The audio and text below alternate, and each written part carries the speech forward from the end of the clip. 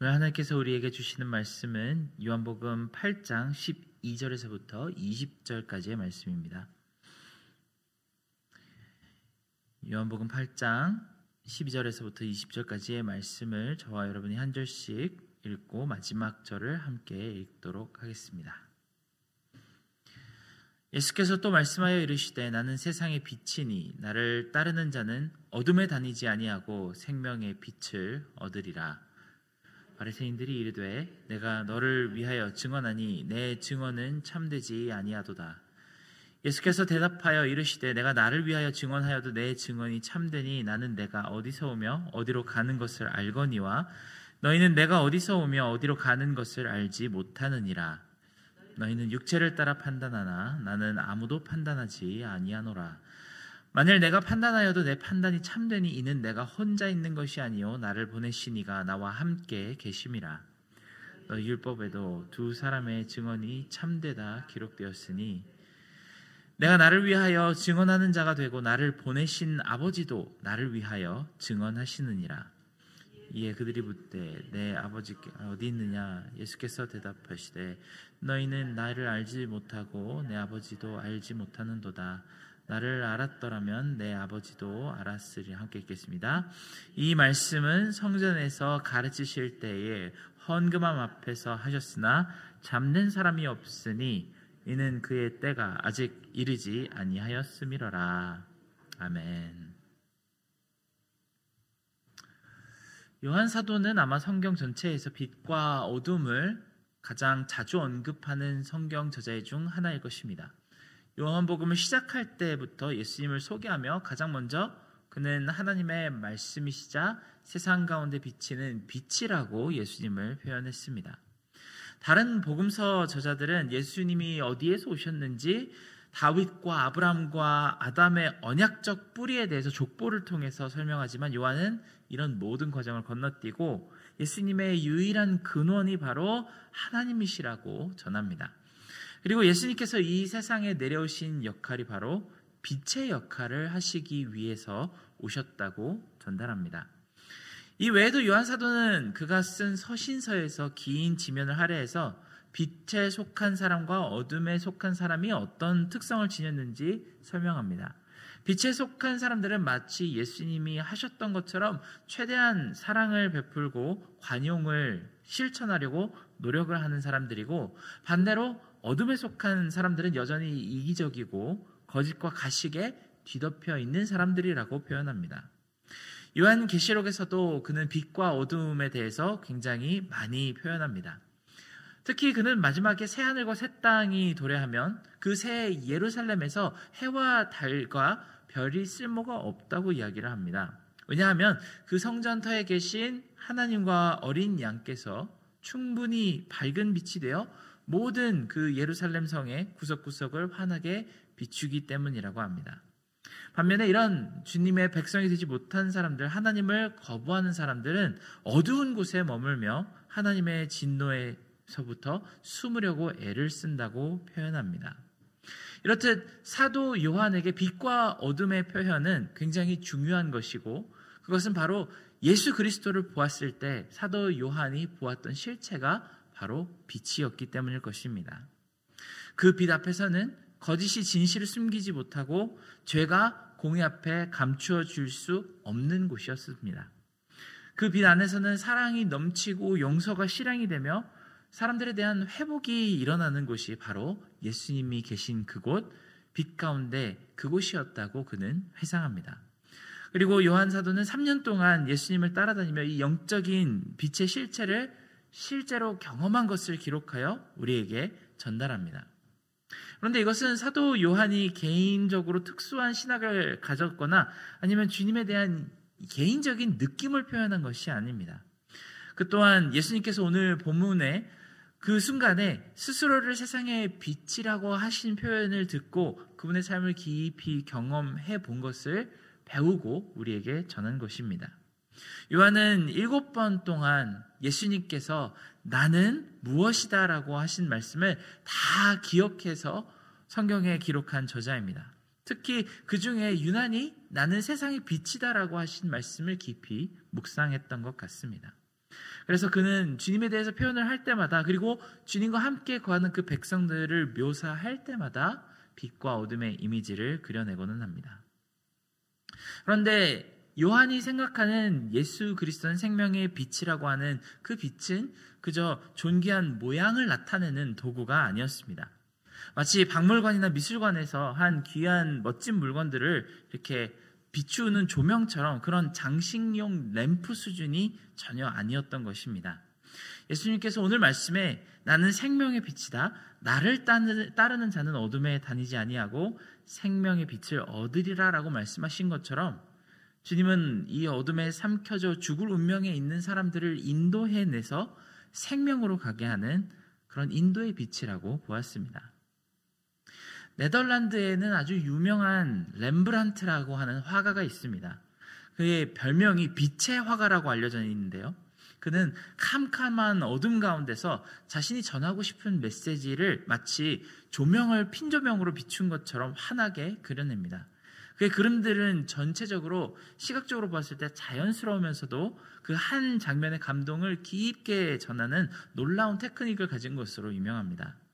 그는 많은 성경의 장면들을 그림으로 남겼는데 그 중에 갈릴리 호수의 폭풍이라고 하는 그림이 있습니다.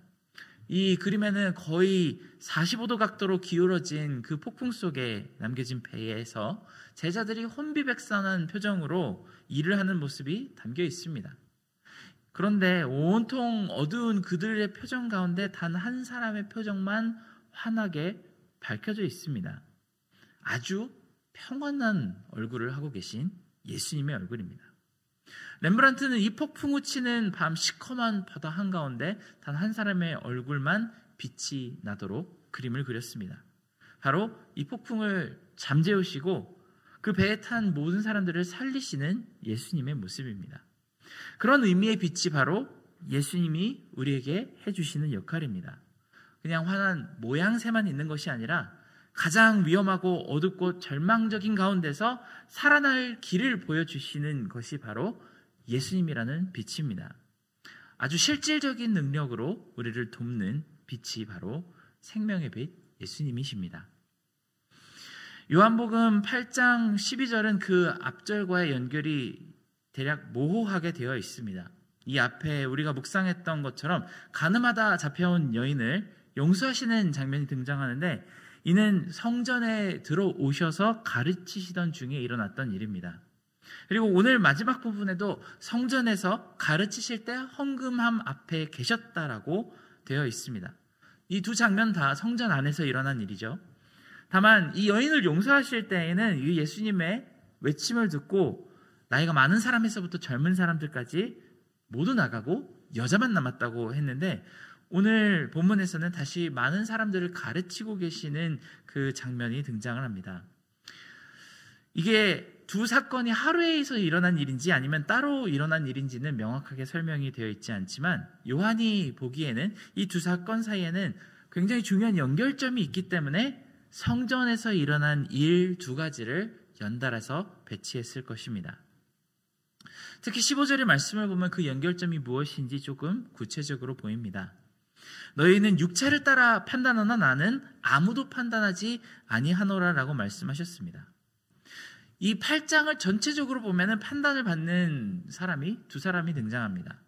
처음 바로 가늠하다 붙잡혀서 끌려 나온 이 여인과 예수님을 판단한 바리새인들, 이 두 장면이 등장합니다. 이 여인에 대해서는 모든 사람들이 육체에 따라 판단을 했습니다. 이 사람의 정욕과 죄와 부정함을 판단했습니다. 사실 그 자리에는 이 여인을 판단할 자격이 있는 사람이 단 한 사람밖에 없었습니다. 바로 아무런 죄를 짓지 않으신 예수님 한 분뿐이셨죠. 그런데 주님은 정말 방금 말씀하셨던 것처럼 아무런 판단을 하지 않으셨습니다. 죄를 지었다고 끌려 나온 그 여인도 판단하지 않으셨고 그녀를 죽이라고 소리를 지르는 그 군중도 판단하지 않으셨습니다. 그저 죄 있는 사람들에게 돌을 던지라는 그 메시지 한마디만 전하셨고 이 수치스러운 장면에서 이 여인에게 가장 갈급하고 필요한 용서와 회복의 기적을 주셨습니다. 그러니 예수님의 빛 되신다는 그 말씀의 뜻은 죄를 드러내어 징계하거나 부끄럽게 하는 빛이 아닙니다. 오히려 죄를 드러내어 고치시고 온전하게 하시는 생명의 빛이라는 사실을 우리는 바로 직전에 그 역할을 통해서 보았습니다.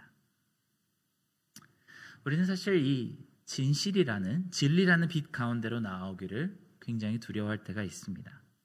왜냐하면 우리의 죄와 부정함이 드러날까 봐 그렇습니다. 만약에 우리가 발가벗은 상태라면 어떻게 쓰든 어둠 속에 숨으려고 할 것입니다. 빛이 우리 몸 위로 비추게 되면 우리의 발가벗은 그 부끄러움이 드러나게 될까 봐 그렇습니다. 하지만 이상하게도 그 상태 그대로 용기를 내어 예수님이라는 빛 앞에 나오면 우리가 걱정하던 그 수치심은 사실 실제가 아님을 깨닫게 됩니다. 주님의 빛 앞으로 나오면 마치 가늠하다 끌려 나온 여인처럼 사람들 앞에서 벌거벗고 있는 그 수치와 부끄러움에 절망하게 되는 것이 아니라 나도 모르는 사이에 새로운 멋진 옷이 입혀져 있는 내 자신을 보게 됩니다. 바로 예수님의 의로움이라는 그 옷을 주님께서 몰래 덮어서 우리의 모든 부끄러움을 가려주셨다는 사실을 우리는 알게 될 것입니다. 그것이 바로 생명의 빛으로서 예수님께서 우리를 위해서 하시는 일입니다. 이런 은혜를 주신 우리 하나님께 감사하며 그 빛 앞으로 날마다 나아가게 되기를 간절히 원합니다. 오늘 말씀에서 바리새인들은 예수님에 대해서도 판단을 합니다. 스스로를 세상의 빛이라고 밝히시는 예수님은 스스로를 위해 증언하고 계시니 그 증언이 참되지 않다고 고발을 하고 있습니다. 그리고 예수님은 7장에 하셨던 말씀을 그대로 반복하시며 이렇게 말씀하십니다. 내가 어디에서 오며 어디로 가는 것을 알거니와 너희는 내가 어디에서 오며 어디로 가는 것을 알지 못한다라고 표현을 합니다. 이것은 요한복음의 아주 중요한 주제 중에 하나로 예수님이 하나님의 말씀이 되심을 뜻합니다. 마치 1장에서 요한이 서론에 그는 하나님이 살아계신 말씀이자 세상이 비추는 빛이라고 말한 것처럼 그저 하나님이 어떤 일을 처리하라고 보내신 심부름꾼 정도가 아니라 하나님의 입에서 나온 말씀, 그 권능 그 자체이자 세상에 있는 모든 거짓을 살라버리는 어둠을 물리치는 빛으로 오셨습니다. 성경을 처음부터 끝까지 자세히 읽다 보면 하나님의 말씀 안에 담긴 능력은 인간의 상상을 월등하게 초월한다는 것을 볼 수 있습니다. 성경의 맨 처음 하나님께서 하신 말씀에서부터 이미 위엄과 권능에 가득 차 있습니다. 성경에 가장 먼저 등장하는 하나님의 대사 무엇인지 기억나시나요? 빛이 있으라라고 하십니다. 그러니 빛이 생겨났다고 합니다. 하나님의 말씀은 시간과 공간을 아득히 뛰어넘어 사람들과의 약속도 지키셨고 제국과 모든 사람들의 힘을 멸망하게도 하시고 일으키시기도 하셨습니다. 전쟁 중에는 해의 움직임도 멈추게 하시고 불의 비도 내리게 하시거나 오랜 가뭄을 내리시기도 하시고 바로 다음 순간 비가 내리기도 하셨습니다. 이 모든 것이 하나님의 입에서 나온 말씀으로 인해 이루어졌습니다. 그 입에서 나온 말씀은 사람들에게 전능하신 하나님의 공의가 무엇인지 선포했고 여호와의 백성들이 지켜야 하는 율법이 무엇인지도 알려주셨습니다. 이 율법 지키는 사람들에게는 천대까지 축복을 받을 것이라고 말씀하셨고 어기는 사람들은 3, 4대가 멸망하리라고 경고하셨습니다. 그리고 말씀하신 그것이 전부 이루어졌습니다. 하나님의 말씀은 온 우주에서 가장 강력한 힘이자 질서입니다. 그것이 우리에게는 이 성경책이라고 하는 텍스트에 적혀서 전달되었기 때문에 종종 많은 기독교인들마저도 크게 소중하게 생각하지 않지만 사실 그것도 우리에게는 커다란 하나님의 은혜입니다. 만약에 우리에게 직접 하나님께서 구약에서 불 가운데와 구름 가운데 말씀하시던 것처럼 말씀하신다면 우리 중에 남아날 사람이 거의 없을 것입니다. 그럼 위엄찬 하나님의 말씀이 일관적으로 끊임없이 선포한 메시지가 바로 예수 그리스도로 인한 구원을 받으라는 것입니다. 그러니 예수님께서도 두 사람의 증언이 참되다 기록되었으니 내가 나를 위하여 증언하는 자가 되고 나를 보내신 아버지도 나를 위하여 증언하신다고 말씀하셨습니다. 모든 성경 말씀은 다 예수 그리스도를 증언합니다. 그가 어떻게 세상의 빛이 되셔서 수많은 사람들을 죽음 가운데서 구원하시는지 우리는 직접 말씀 속에서 그 증언을 마주 보아야만 합니다. 우리가 말씀을 읽을 때 가장 중요한 것은 우리가 조금 더 마음의 위로가 되거나 이 심령 가운데 와닿는 구절을 찾는 것이 아닙니다. 삶을 살아가는 지혜의 한 조각을 찾으려고 성경을 읽는 것도 아니고 오늘 하루 지켜야 할 도덕의 메시지를, 레슨을 배우려고 성경을 읽는 것도 아닙니다.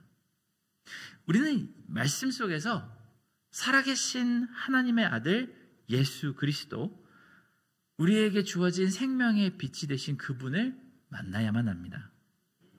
우리는 예수 그리스도의 인격을 말씀 속에서 마주 보아야 하고 그분이 주시는 그 구원을 두 손으로 꼭 붙들어야만 합니다. 우리는 예수님이라는 빛 안에서 치유를 받고 생명의 길을 다시 찾아야만 합니다. 이제 2025년 1월이 거의 다 지나가고 있습니다. 올 한 해는 그 어느 때보다도 더 이 생명의 빛, 예수 그리스도를 이 말씀 속에서 깊이 찾아서 만나는 시간이 되시기를 진심으로 축원합니다. 마치 보물을 찾고자 밭을 사서 밤낮으로 그 땅을 팠던 그 사람처럼 말씀을 살펴보시기를 권고드립니다. 우리 또한 사도 요한처럼 그 빛을 내가 보았고 그 생명을 얻었다고 자랑할 수 있게 되는 그런 성도 여러분 되시기를 축복합니다. 함께 기도하겠습니다. 생명의 빛 되신 주님, 우리에게 그 빛이 그 심령 가운데 비추어져 있는데 우리 또한 판단하는 마음과 또 불평하는 심령을 가지고 하나님의 빛을 바라보지 못하고 거부했던 바리새인들과 같이 되지 않게 하시고 정말 우리의 죄가 다 드러났으나 고침을 받았기에 다시 한번 담대하게 삶을 마주볼 수 있게 된 그 가늠하다 붙잡힌 여인과도 같은 모습을 오히려 우리에게 주시기를 원합니다. 우리가 말씀을 읽을 때마다 하나님께서 우리에게 들려주시는 생명의 길을 볼 수 있게 도와주시고 또 살아계신 하나님의 아들 예수 그리스도를 마음속 깊이 바라볼 수 있는 그런 놀라운 은혜 내려 주시옵소서. 모든 은혜 감사드리며 예수님의 이름으로 기도드렸습니다. 아멘.